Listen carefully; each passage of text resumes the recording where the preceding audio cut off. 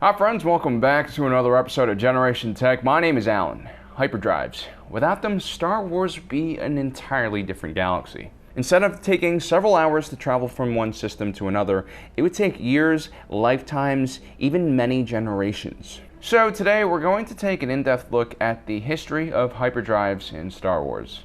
According to legends, a million years before the Battle of Yavin, a godlike species known as the Celestials reigned supreme over the galaxy. They had developed a special tractor beam that was able to move things through hyperspace. These devices were powered by gravity wells, and at first, they were only used to move small ships across the galaxy.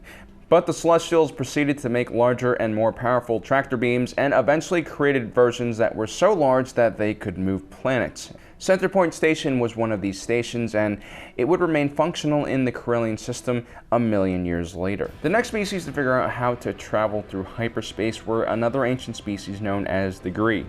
They created a network of hypergates similar in function to the gates found in the Stargate universe. These gates created hyperspace wormholes which allowed instantaneous travel from one location to another. At the same time, the Qua, another ancient Star Wars species, also developed a similar hyperspace gate, which they called an Infinity Gate.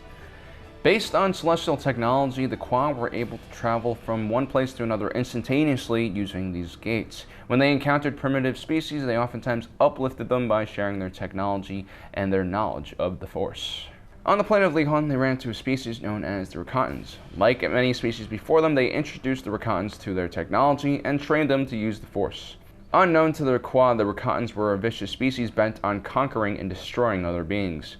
When the Qua finally understood their true nature, the Rakatans had already begun adapting the Qua's advanced technology. The Qua tried to disable the Infinity Gates, but it was already too late. The Rakatans had begun attacking neighboring planets and formed the Rakatan Infinite Empire. The Rakatan Infinite Empire would spread until they had taken over much of the known galaxy. Lesser races like the humans were enslaved. The Rakatans began developing their own technology, which was powered by the dark side of the Force. With it, they would go on to rule hundreds of worlds for over 10,000 years. One of the technologies they developed was the first known hyperdrive. Thousands of years later, a mysterious plague hit the Rakatans and they began losing their connection with the Force, and in turn their ability to operate their technology. The slave races, including the humans, began an uprising and overthrew their Rakatan overlords. They also began reverse engineering their technology. The ancient humans of Coruscant developed two technologies that were key in helping them become interstellar travelers. One was the dimensional drive. These were rudimentary FTL systems that rippled space-time to shorten the distance of interstellar travel. Even though these ships were faster than regular starships at the time, journeys to nearby stars still took several decades, if not centuries. A second technology would solve that problem. Shortly after the invention of the dimensional drive, carbonite was discovered in the Koros system.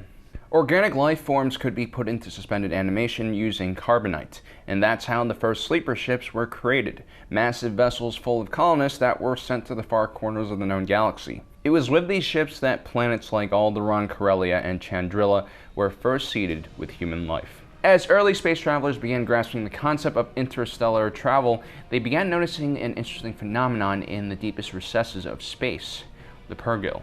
At first, spacers found these giant whales as a nuisance and a danger. They oftentimes crowded space lanes and collided into ships, causing a lot of damage and sometimes even killing entire crews of starships. But spacers began noticing that these Pergill would vanish into another dimension, which allowed them to travel across vast stretches of space. The Pergills did this by collecting a gas known as Cloud 36, which not only allowed them to breathe, but also helped them to jump into hyperspace. This phenomenon inspired early space travelers and scientists to develop their own methods of traveling in hyperspace. It also saw the introduction of Cloud 36 as a fuel source. Before the hyperdrive was fully realized, early spacers developed a hyperspace cannon similar in function to the mass relays we see in the Mass Effect world. These constructs would launch ships into hyperspace at incredible speeds.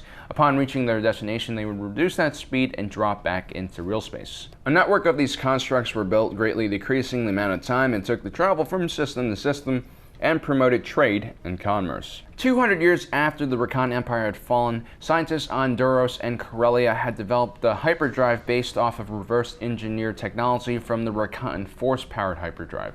By 25,000 years before the Battle of Yavin, the Galactic Republic had been founded, and many different planets had access to hyperdrive technology, and thus began the Galactic Expansion Era. explorers began mapping hyperspace lanes throughout the galaxy, and rapid colonization spread from the core to the mid-rim and beyond. And that, guys, is the history of the hyperdrive. Without it, the Star Wars galaxy would be a very different place.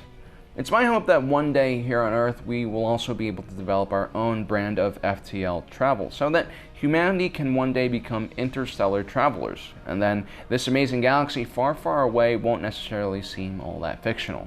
Which is why in our next episode we're going to explore how a hyperdrive in Star Wars works and talk about our own species' advances in FTL technology. Be sure to hit that subscribe and notification button so you don't miss out on that next episode. And a special thanks to all you Patreon supporters out there. With your support, guys, me and Ben can focus on creating good episodes and not worry so much about what advertisers think. If you guys are interested in helping us, you guys can click on this link here and donate as little as $1 a month. And you'll also be getting early access to our video along with our gratitude. Well, guys, thanks for joining us today. If you're watching this, you are Generation Tech.